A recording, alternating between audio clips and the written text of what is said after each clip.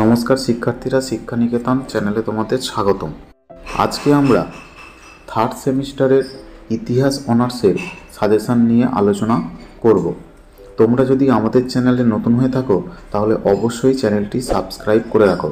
ইতিহাস অনার্সের পাশাপাশি বিভিন্ন পাস কোর্সের বিষয়ের সাজেশান আমাদের চ্যানেলে আপলোড করা হবে। এই সাজেশান থেকে তোমাদের যদি কোনো প্রশ্নের উত্তর প্রয়োজন হয় তাহলে অবশ্যই তা কমেন্টের মাধ্যমে জানিও, আমরা সেই উত্তর তোমাদের দেওয়ার চেষ্টা করব। CC5 পেপার থেকে মান 10-এর গুরুত্বপূর্ণ প্রশ্নগুলি এবারে দেখে নাও। প্রশ্ন 1, আদি মধ্যযুগে ইতিহাসের উপাদানগুলি সম্পর্কে বিস্তারিত আলোচনা করো। 2, রাজপুত শক্তির উত্থানের কারণ কী? 3, আদি মধ্যযুগে ভারতে কৃষি ব্যবস্থার বিবর্তন পর্যালোচনা করো। 4, আদি মধ্যযুগে আঞ্চলিক ভাষা সাহিত্যের বিকাশ বর্ণনা করো।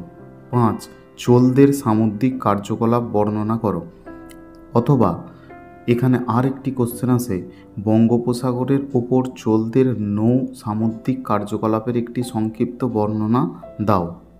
6, ভারতীয় সামন্ততন্ত্র সম্পর্কিত ঐতিহাসিক বিতর্কের উপর সংক্ষিপ্ত পরিচয় দাও। 7, ত্রিশক্তি সংগ্রামের কারণ ও ফলাফল পর্যালোচনা করো।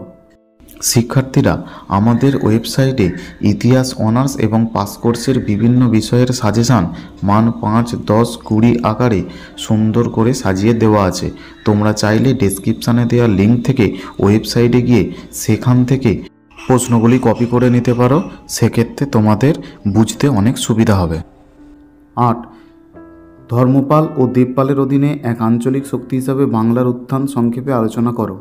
9, আদি মধ্যযুগের অন্তর্বর্তী সময়ে ভারতীয় সামন্ততন্ত্রের প্রধান বৈশিষ্ট্য কী ছিল? 10, স্থানীয় স্বশাসনের কথা বিশেষভাবে উল্লেখ করে চোল শাসন ব্যবস্থার পরিচয় দাও। 11, ভক্তি আন্দোলন গড়ে ওঠার প্রেক্ষাপট আলোচনা করো। 12, আদি মধ্যযুগের স্থাপত্য ভাস্কর্য সম্পর্কে সংক্ষেপে টিকা লেখো। 13, আদি মধ্যযুগে দ্রুত নগরায়ন ঘটেছিল কেন? 14, একাদশ শতকে গজনীর ভারত আক্রমণের প্রকৃতি পর্যালোচনা করো। 14, আদি মধ্যযুগে কৃষি ব্যবস্থার বিবর্তন আলোচনা করো।